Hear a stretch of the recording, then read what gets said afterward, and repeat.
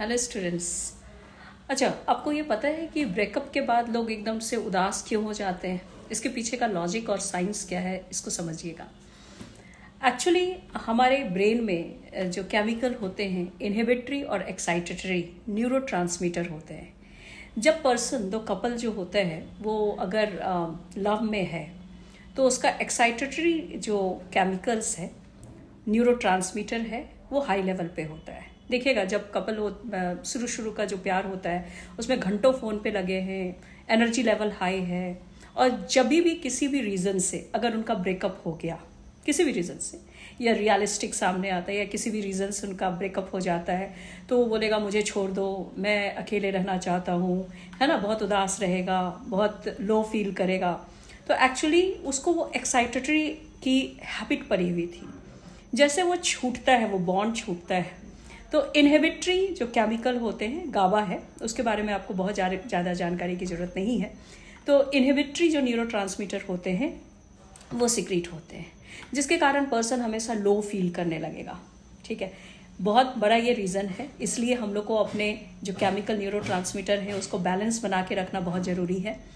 Plus इसमें हम एक और बात मैं ऐड करना चाहती हूँ कि हम लोग आजकल के जो पेरेंट हैं वो अपने बच्चों को बहुत ज़्यादा एक्सप्लोर करने देते हैं कि शुरू में ही उनको को गोवा घुमाएंगे तो इंग्लैंड घुमाएंगे, कहीं भी चलो बच्चे यहाँ घूम लेते हैं, वहाँ घूम लेते हैं। तो उन लोग को इतना ज़्यादा एक्सपोज करा देते हैं, उन लोग में वो इंटरेस्ट ही फिर नहीं रह जाता है। इतना उन लोग का ऊपर एक्साइटेटरी लेवल हो जाता है कि उन लोग को किसी भी चीज़ से लगता है कि कोई भी नया चीज़ तो है नहीं, इट इज़ वेरी मोनोटोनस।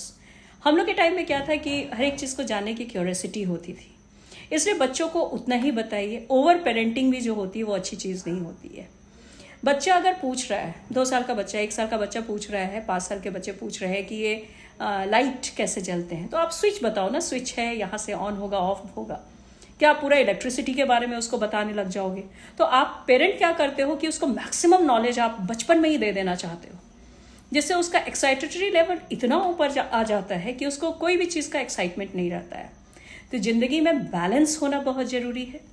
जो पर्सन एक्साइटेटरी और इनहिबिटरी के बीच के बैलेंस को बना के रखता है वो हैप्पी पर्सन होता है।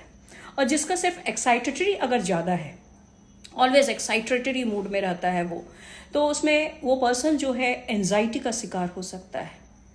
और वैसे पर्सन जो ऑलवेज इनहिबिटरी, उदास देखते होगे रहते हैं उस तरह के पर्सन, तो उसमें जो है डिप्रेशन, वो डिप्रेशन में चला जाता है। तो ज़िंदगी में बैलेंस का होना बहुत ज़रूरी है। अगर बैलेंस नहीं होगा तो हम लोग अपने लाइफ को अच्छे से लीड नहीं कर पाएंगे। इसलिए be happy and balance your chemical. Thank you.